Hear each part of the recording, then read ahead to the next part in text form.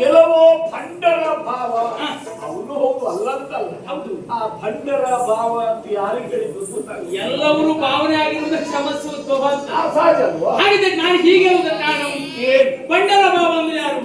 ಇವನ ತಂಗಿ ಆಗಿರುವಂತ ದುಶ್ಶಲೆ ಅಂತ ಜಯದ್ರಥಿಗೆ ಕೊಟ್ಟು ಮದುವೆ ಮಾಡಿದ. ಮದುವೆ ಆದ್ಮೇಲೆ ಅವ ಸಿಂಧೂ ದೇಶಕ್ಕೆ ಹೋಗ್ಲಿಲ್ಲ, ಅವನ ಮನೆಗೆ ಹೋಗ್ಲಿಲ್ಲ, ಮಾವನ ಮನೆಯಲ್ಲೇ ಬಿಡಾರ ಬಂದ ಹೂಡಿದ. ಈಗ ಮದುವೆ ಆದ್ಮೇಲೆ ಯಾರು ಮನೆಗೆ ಹೋಗಲಿ, ಮಾವನ ಮನೆಯಲ್ಲೇ ಬಿಡಾರ ಬಿಡ್ತಾರೋ ಅಂತವರನ್ನ ಬಂಡರ ಸಾಲಿಗೆ ಸೇರಿಸಲಿಕ್ಕೆ ಆಗ್ತದೆ. ಬಲಿ ಸಂತಾನ ಅಂತ ಬೇರೆ ಅದನ್ನು ಹೊರತುಪಡಿಸಿ ಹೀಗಾಗುವುದನ್ನು ಎಚ್ಚರಿಕೆ ಮಾಡ್ಕೊಳ್ಬೇಕಂತಿಲ್ಲ ಅಲ್ವಾ? ಆ ಬಂಡರಿಗೆ ಇವ ಬಾವು. ಇನ್ನು ಷಂಡರ ಕುಲತಿಲಕ್ಕೆ ಯಾಕೆ? ಇವನ ಓಲಗದಲ್ಲಿ ಕರ್ಣ ದುಶ್ಯಾಸನ ಅಬ್ಬರದ ಮಾತುಗಳು, ಅರಸ ಬಿಡು ಬಿಡು ಚಿಂತೆಯನ್ನು ಪಾಂಡವರ ತುರಕ್ಕೆ ನಾನಿಹೆ ಎಂದರು. ಅವರೆಲ್ಲ ಆ ರೀತಿ ಮಾತಾಡಿದ್ದೇ ವಿನಃ ಯಾವುದೂ ಸಹಾಯ ಅವರಿಂದ ಆಗಲಿಲ್ಲ. ಅಂತ ಷಂಡರಿಗೆ ಇವ ಒಡೆಯ. ಇನ್ನು ಇಳೆಯೊಳು ಹೇಡಿಗೆ ಒಡೆಯ ಯಾಕೆ? ಘೋಷಯಾತ್ರೆ ಸಮಯದಲ್ಲಿ ಚಿತ್ರಸೇನ ಎನ್ನುವಂತ ಗಂಧರ್ವ ಇವನ ಸೆರೆ ಹಿಡಿದಿದ್ದನಂತೆ. ಇವನ ಆ ಕಡೆ ಈ ಕಡೆ ಇದ್ದವರು ಕರ್ಣ ದುಶ್ಯಾಸನ ಓಡಿ ಪಲಾಯನಗೈದು ಅಂತ ಹೇಡಿಗಳಿಗೆ ಇವ ಒಡೆಯ. ಇವನ ಮಾತಾಡೋದ್ರಲ್ಲಿ ಕೌರವೇಶ್ವರ ಒಮ್ಮೆ ನೀನಾಡಿದಂತ ಮಾತೇನು? ಪಾಂಡವರನ್ನ ಹಗೆಗಳಲ್ಲ, ನೀನಗಳು ಕೃಷ್ಣ ಎನ್ನುವ ಹಾಗೆ ಸಂಧಾನಕ್ಕೆ ಬಂದಾಗ ನಮ್ಮನ್ನು ಕಟ್ಟುವುದಕ್ಕೆ ಮುಂದಾದವ ನೀನು. ಇವತ್ತು ಸ್ವತಃ ನಾನೇ ಕರೀತಾ ಇದ್ದೇನೆ, ನಿನ್ನಲ್ಲಿ ಪರಾಕ್ರಮ ಇದ್ದದ್ದೇ ಹೋದಂತಾರೆ.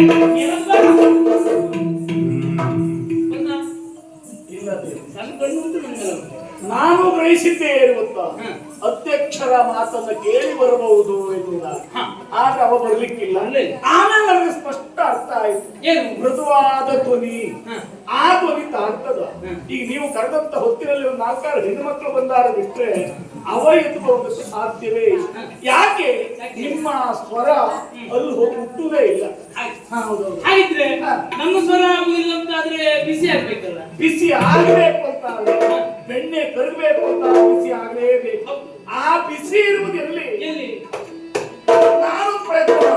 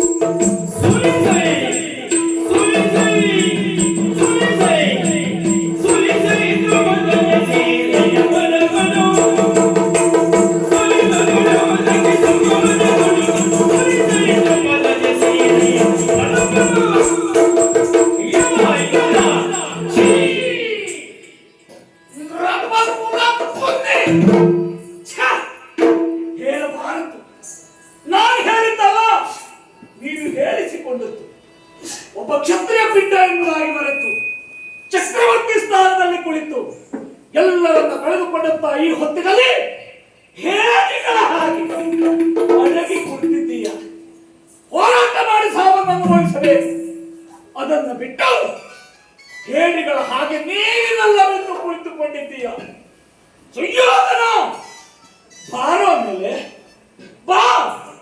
ಇವತ್ತು ನಿಮಗೆ ಒಳ್ಳೆ ಅವಕಾಶವನ್ನು ನಾನು ಕಲ್ಪಿಸಿಕೊಡ್ತೇನೆ. ಎಲ್ಲಿಯವರೆಗೆ ಅಂತ ಕೇಳಿದೆ. ನಮ್ಮ ಅಣ್ಣ ಬಹಳ ಪುರುಸೊತ್ತಿನಲ್ಲಿದ್ದಾನೆ ಇವತ್ತು. ಅವತ್ತು ದ್ಯೂತ ಪ್ರಕರಣ ಒಳ್ಳೇದಾಗಲಿಲ್ಲ. ಇವತ್ತು ಹಾಗಲ್ಲ. ಆಡುವುದಕ್ಕೆ ಅವಕಾಶವನ್ನು ನಾವೆಲ್ಲ ಕಲ್ಪಿಸಿಕೊಡ್ತೇವೆ. ಇನ್ನೊಂದು ಪ್ರಸಂಗ ಆಗಿ ಹೋಗಿ ಆಮೇಲೆ ಅದಲ್ಲ, ದ್ರೌಪದಿಯ ವಸ್ತ್ರಾಪಾರ ಪ್ರಕರಣ ಒಂದು ಪೂರ್ಣ ಮಾಡುವುದಕ್ಕಾಗುವುದಿಲ್ಲ, ಆಗಲಿಲ್ಲ ನಿನ್ನಲ್ಲಿ. ಇವತ್ತಿದ್ದಾರೆ ಅವಕಾಶವನ್ನು ಕಲ್ಪಿಸಿಕೊಡ್ತೇವೆ. ಆ ದ್ರುಪದೆಯ ಸೇನೆಯನ್ನು ಎಳೆಯುವುದಕ್ಕೆ ಇವತ್ತು ಅವಕಾಶ ಉಂಟು. ಬಾ. ಅಂದು ವಿಷವನ್ನು ಉಣ್ಣಿಸಿದವನೇನಿದ್ದೀಯ. ಒಳಗಿದೊಳಗೆ ನಿನಗೊಂದು ಬೇಸರ ಉಂಟು. ವಿಷ ಹಾಕುವುದು ಸಾಕಾಗಲಿಲ್ಲ ಎನ್ನುವುದಾಗಿ ನಡೆದುಕೊಳ್ಳ. ನೀನು ಯಾವ ರೀತಿಯ ವಿಷವನ್ನು ಕೊಟ್ಟು ನಿನ್ನ ಕಣ್ಣೆದುರಿನಲ್ಲಿ ಕುಡಿಯುವುದಕ್ಕೆ ನಾನು ಸಿದ್ಧರಿದ್ದೇನೆ. ನಿನ್ನ ಹಾಗೆ ನಾವು ಹೇಳಿ ಅಲ್ಲ. ಕುನ್ನಿಯ ಸತ್ರಸ ನೀನು ಎನ್ನುವುದಕ್ಕನ್ನು ಮಾಡುವೇ ಇಲ್ಲ. ಭೂತಳವು ಬಿರಿಯುವಂತೆ ಗರ್ಜಿಸಿದ ನನ್ನ ಗರ್ಜನೆ ನಿನಗೆ ಕೇಳಲಿಲ್ಲ ಅಂತಂದ್ರೆ ಯಾರು ಕರೀತಾ ಇದ್ದಾವ ಗೊತ್ತಾ?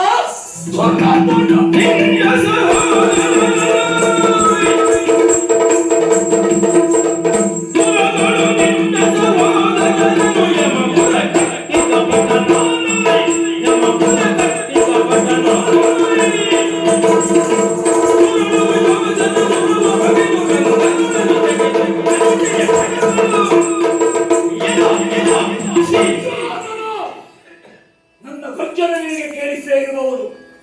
ಕೇಳು.